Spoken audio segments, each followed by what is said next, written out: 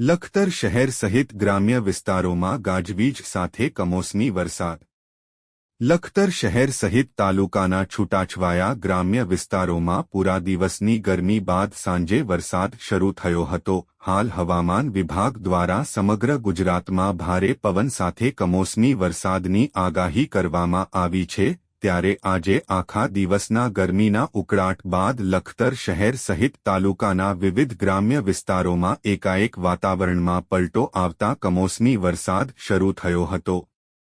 વરસાદના કારણે ભર ઉનાળે ચોમાસુ માહોલ સર્જાયો હતો અને વરસાદ ખાબક્યો હતો. બીજી તરફ વરસાદ પડવાના કારણે વાતાવરણમાં ઠંડક પ્રસરી જવા પામી હતી, જેને લઈને લોકોએ ગરમીથી રાહત અનુભવી હતી. લખતર તાલુકામાં હાલ ખેડૂતોના ખેતરોમાં લીલી જુવાર, ઉનાળુ તલ, બાજરી સહિતના પાકો ઊભા છે. ત્યારે કમોસમી વરસાદ ખાબકતા ખેડૂતોના ઊભા મોલને નુકસાન થવાની શક્યતાઓ સામે આવી હતી, જેને પગલે ખેડૂતોમાં ચિંતાનો માહોલ જોવા મળ્યો હતો.